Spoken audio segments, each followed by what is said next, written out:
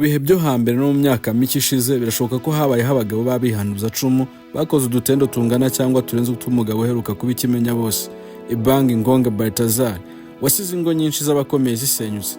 Gusa kubera ko ikoranabuhanga ryari ritaragera ku rwego nk'urwo ririho uyu munsi, bo yicaye Kigali ukamenya ibyabereye muri Guinea nk'aho hatuye cyangwa muziranye, nyamara amateka agaragaza ko ibatari bishya nubwo ibyinshi byabaye nta internet yabagaho, ariko nabyo byarabaye bibagahoma amanwa nk'uko tubikesha amateka n'ibyabaye.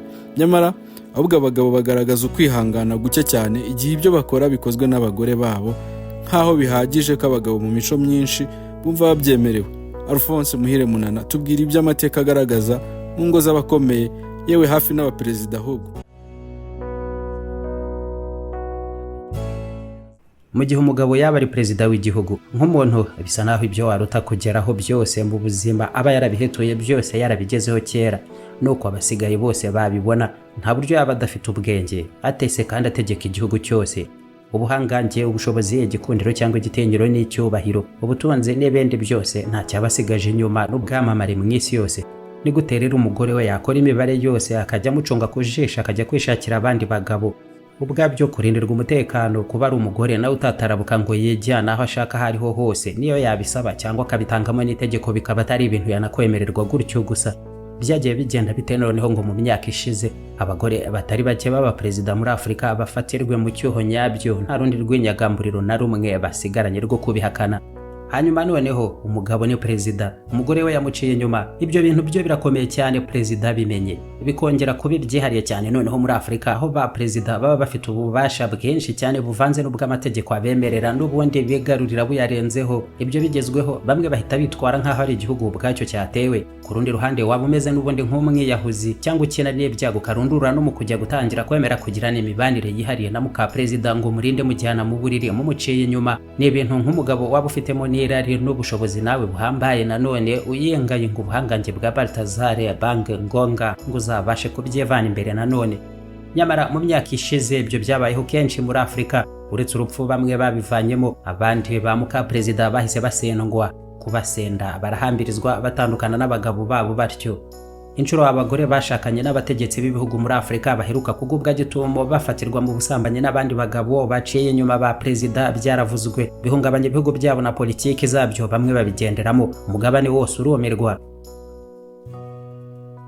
Imwe mu nkuru zakinwaho na filime ahari kuri iyi ngingo yabaye ya Madame Patience Dabani, wari umugore wa perezida Omar Bongo. Mu myaka y'1970 uyu mugore wa perezida yacuditse byihariye n'umufaransa Robert Luong, nawe wari inzobere cyane mu by'ubwubatsi, gutaka amazu no kuyasiga amarangi. Ibyo yabikoze cyane muri Gabon kugeza bihawemo n'ibiraka kwa perezida Bongo. Byarangiye ari naho amenyaniye n'umugore we Patience Dabani, bahera ubwo bacudika byihariye, babirambamo cyane yewe, ariko intasi nazo zibara imbere zibyonkorera igihe cyose perezida Bongo. Byarangiye Omar Bongo ahambirije uyu mufaransa Robert Luong, amwipakirira ubwe mu ndege ye ya perezida imuvana muri Gabon. Baragenda bamujugunye iwabo mu Bufaransa, bagarura indege ya perezida muri Gabon. Nyamara uko Bongo yajyaga mu Bufaransa ajyanye n'umugore we, yaba yagiye guhura n'abandi bategetsi baho, umugore nawe agaca inyuma kongera kwihamagarira umukunzi we Robert Luong bakagira ibihe byihariye muri za hoteli z'i Paris.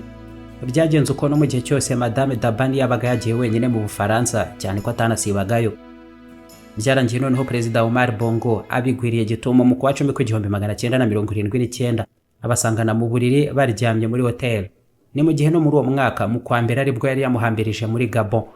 Uku kwezi kwa 10 ntabwo kwarangiye Robert akiriho, kuko tariki 27 zako itsinda ry'abantu bitwaje imbunda bamwirutseho n'amasasu, abahunga yirukankiriwe ariko bamutsenda iruhande rw'inzu yabagamo mu Bufaransa. Iperereza ryose ryakozwe ku rupfu rwe nta kigeze kirivamo, byarangiriye aho. Ariko mu 1987 n'ubundi perezida Omar Bongo yatandukanye byeruye na Madame Dabani, wari n'umuririmbyikazi w'icyamamara kabana nyina wa Ali Bongo wasimbuye se ku butegetsi nawe aheruka guhirikwaho. Iyi nkuru yo twanayikozeho ikiganiro cyihariye mu minsi yashize, washaka n'ubundi kuri uru rubuga. Umva gufitiye amakuru meza cyane kandi ashimishije, ngwino muri iFix Technology Limited maze tuguhe product zose za Apple waba ukeneye, harimo machine, telefone, amasaha n'ibindi byose. Uretse kubiguhera ku giciro cyiza, muri iFix tuzakugira inama nziza zo kubyitaho, kandi nibinahura n'ikibazo tuzagufasha byoroshye kubisana. n'ibindi bikoresho byose electronique ukeneye biri hanze y'igihugu tugufasha kubitumiza maze bikakugeraho mu buryo bworoshye. Ibijyanye na CCTV cameras ku mutekano wawe aho ukorera cyangwa se aho utuye, ibi nabyo tuzabigukorera mu buryo bworoshye. Tugurisha imodoka ndetse tunagufasha kuba zakugeraho uri hose byihuse. Dusure kuri wa@ifix.rw.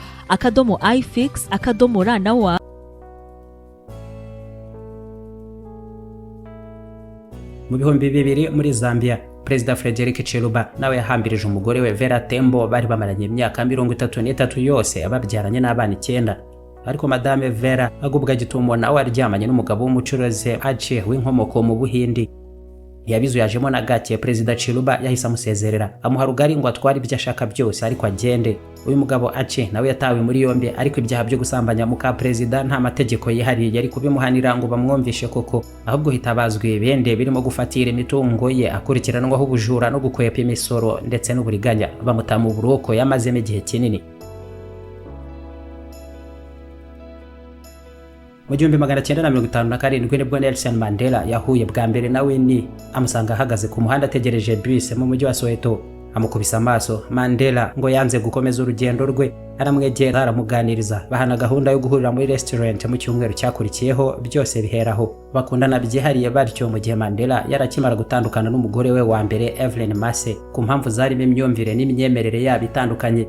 Umugore we yashakaga ko Mandela areka ibya politiki akibera umuhamya wa Yehova nka we. Bagahora bahanganiye kandi n'uburere bw'abana babo. Umugabo abaganisha muri politiki, umugore washaka ko bajya birirwa mu mihanda bakwirakwiza mu bandi bitabo by'abahamya ba Yehova nk'uko nawe yabyirirwagamo. Si ibyo gusa kandi Evelyn Mase yanafatiye mu cyuho Mandela inshuro nyinshi n'inshoreke zirimo Ruth Mompati wari umujyanama we na Lilian Ngoyi bakoranaga mu ishyaka ANC. Uretse kuba umugore we yarahoraga amutonganya amubwira ko ngo azanabasanga rimwe mu biro akabamenaho amazi ashyushye.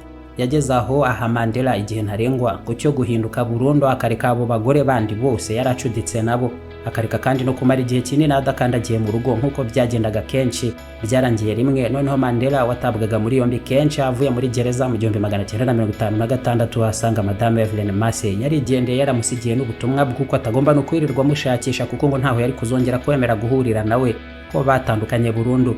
Umwaka ukurikiyeho nibwo yasezeranye nawe ne Mandela babana guhera ubwo, nyamara n'imyaka 7 yonyene babanye. Mu 1963 Mandela atabwa muri yombi nanone bwa nyuma mu rugendo rwari rugiye kumuheza muri gereza igihe kinini, ariko hanze yayo ari nako ahinduke cyamamare bikomeye kugeza ari nawe wahindutse imfungwa ya politiki yamamariye muri gereza kurusha abandi bose mu isi. Imyaka 27 yamaze muri gereza, Winnie Mandela nawe ngo niko yahinduranyaga abagabo benshi mu buriri bwe, ariko bihumira kumira ari noneho ubwo bamwe atashoboraga no gutandukana nabo na nyuma y'ifungurwa ry'umugabo we Mandela. Noneho byose byahuhukanye n'umugabo Dakusolo Christopher Mpofu bakunze kwita Dali Mpofu. Uyu muri ibyo bihe yari umunyamategeko wa Departement y'imibereho myiza mu ishyaka ANC, ikaba nayo departement yayoborwaga na Madame Winnie Mandela, ari naho bamenyaniye byihariye mu kazi. Imibanire yihariye batangiye ubwo ariko ntibanabihagarika, barabikomeza uko no mu gihe Mandela yari yaravuye muri gereza. Yarabizi nawe Mandela yarabuze ahubwo uko agira no gutandukana n'umugore nka Winnie Mandela nawe wahirimbanye bikomeye muri ibyo bihe byose bahanganye n'ubutegetsi bw'irundaruhu. Yari karita mbi cyane ku isura ye nshya nk'uwagombaga kuba perezida wa Afurika y'Epfo nta kabuza mu matora yaragiye gukurikiraho.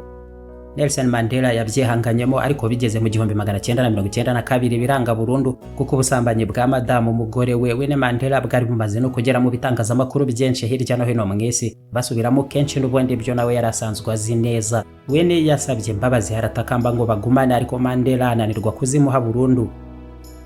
Mu itangazamakuru hasohowe kopi y'ibaruwa Winnie Mandela yandikiye Dali Mpofu amufuhira bikomeye ngo kuko yarazi neza ko hari abandi bagore acudika nabo. Ibaruwa yagiraga iti: nta soni Dali, reka nkubwire neza, mbere yo kurekana nawe ndabanza nkumvishe ngo utoze isomo ryo kuyubaha nyabyo, wige n'indangagaciro zo kuba inyangamugayo n'umunyakuri. Icyo gihe nibwo uzumva neza uko guhembukira umugore ugukunda bigenda. Wagiye kubyarana ute n'iriya ngurube y'umuzungukazi, ubwo wibwiraga ko ntabyo nzamenya. Rero wibuke neza ibibazo byose wanshyizemo kugeza n'ubwo mu muryango wanjye hari abatangiye kubinuganuga, none wewe wibereye mu byawe urindagirana n'abagore usimburanya mu buriri. Bubyihoreye ndaza kukwereka uko nzakugenza, uzambona.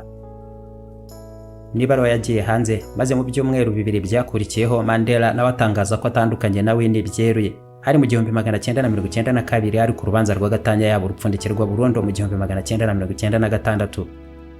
Icyanyuma Mandela atari kwihanganira cyabaye ubwo Winnie yagombaga kujya mu ruzinduko rw'akazi New York muri Leta Zunze Ubumwe za Amerika muri business za ANC, ariko ashegera kujyana na Bwana Dali Mpofu mu itsinda ry'abandi bari kumuherekeza. Mandela abimenye amuvanisha ku rutonde rw'abari kujyana nawe arasigara, ariko nawe Mpofu atega indege abasangayo.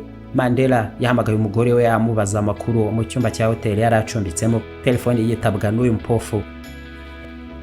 Uyu mugabo na Winnie Mandela bashinjwaga n'isindwe rikomeye igihe cyose bagiraga aho bahurira. Nta n'uburyo bushoboka mu nyurabwenge yose bahuye ari kwitaba iyo telefoni. Uri ahantu utagomba kuba uri mu buryo bwose burenze ku mategeko. Icyumba cya hoteli ku izina ry'umugore w'abandi warangiza ukajya kwitabamo telefoni yaho ute? Yari yasinze yaho bagiye avugana na Mandela, ururimi rutava mu kanwa atanibuka ko ari umugore wari kumwe nawe muri icyo cyumba cya hoteli.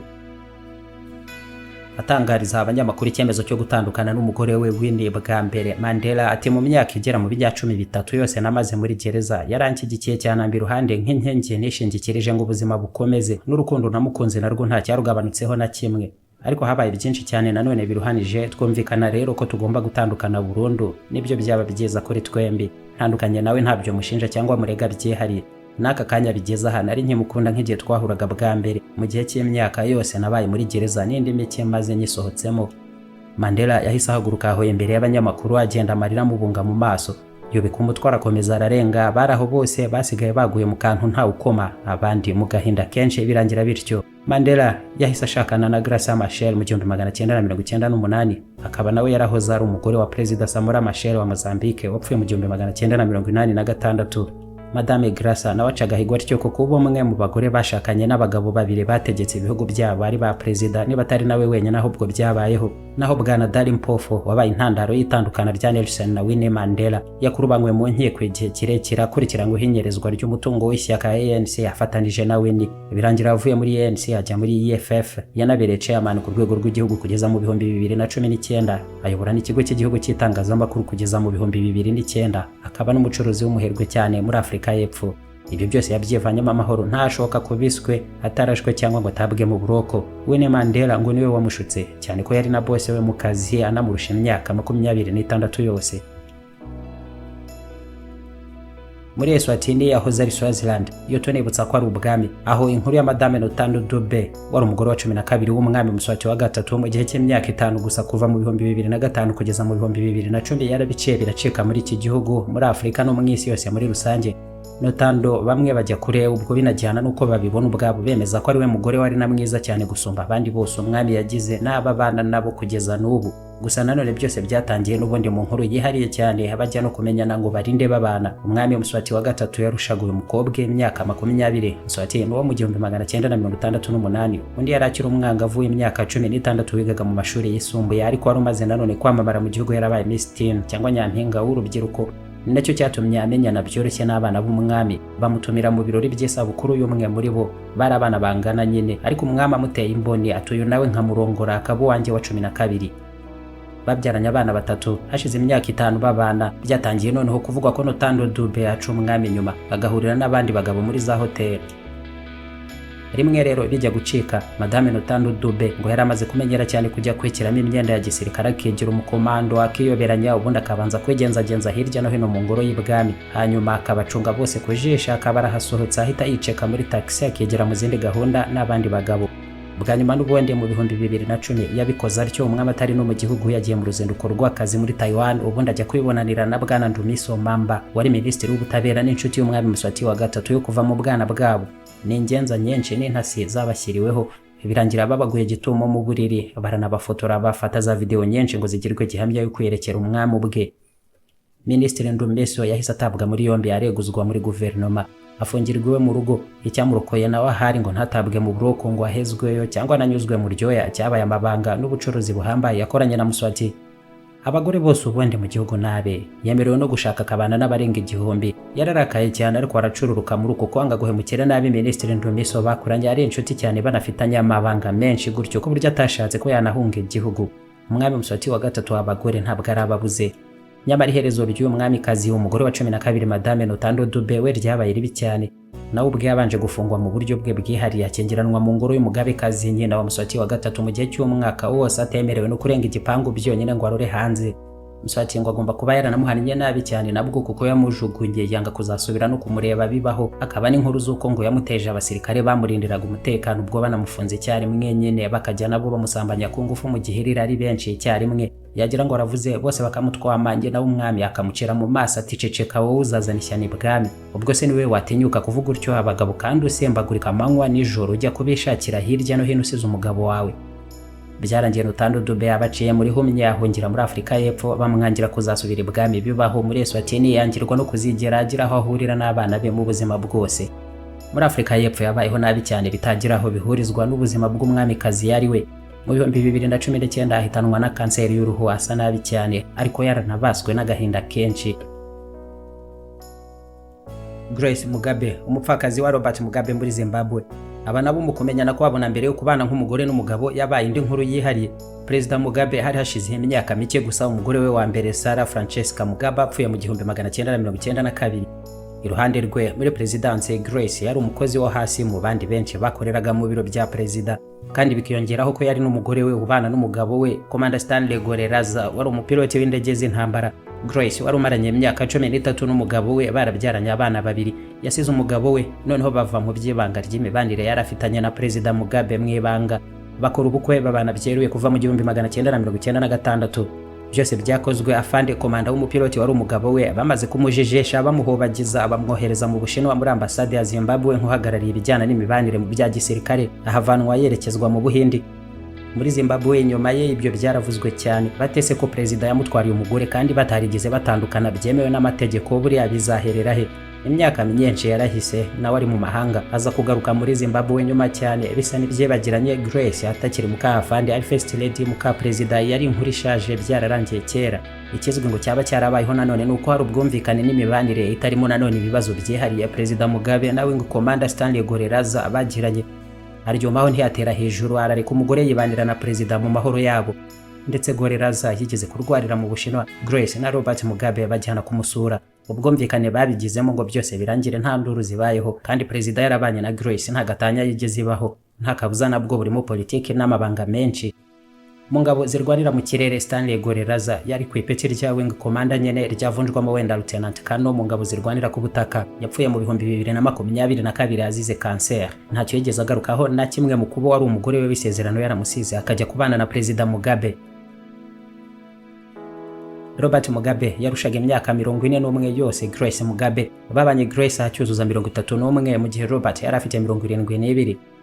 Ni byinshi cyane Grace Mugabe nawe yabarijwemo kuva ku kuba umunyamabanga wa perezida wahindutse umugabo we. Yaranzwe n'ibitekerezo bikarishya aranahirimbana cyane mu bya politiki yo mu gihugu cye cya Zimbabwe, kugeza hafi yo kwiyamamariza gusimbura umugabo we. Arazamuka cyane mu ishyaka riri ku butegetsi ayobora abagore bari barizwamo, birangira no kubera gukunda cyane ibintu bihenze cyangwa se ahubwo kuba yarabiguraga ku bwinshi bamuhimba noneho Gucci Grace. Si ibyo gusa kuko nawe inkuru zo guca inyuma umugabo we Perezida Mugabe warushaje cyane nyamara wakigaragara bukumi cyane zabaye nyinshi muri Zimbabwe mbere y'irangira ry'ubutegetsi bwabo mu 2017. Habanje kuvuga umwe mu basirikare barindaga umutekano kwa perezida waricwa, akurikiraho umucuruzi Peter Pamire nawe wapfiriye mu mpanuka y'imodoka mu 1997, bikemezwa ko ari impanuka yaba yarabaye yarangije kuyirasirwamo. Ariko noneho mu 2010 nibwo imwe muri izo nkuru yaciye igikuba cyose muri Zimbabwe, byemezwa ko Grace Mugabe yafatiwe mu cyuho nawe muri hotel na Bwana Gideon Gono, umugabo wari inshuti cyane na Perezida Mugabe, akaba yari na guverineri wa banki nkuru y'igihugu. Byanditswe icyo gihe mu bitangazamakuru bitandukanye birimo Sunday Times yo ku ya 24 mu kwa 10 2010 muri Zimbabwe. Naho icyo gihe bigarukwaho cyane, hategerezwa none cyari gukurikiraho ariko nta cyabaye.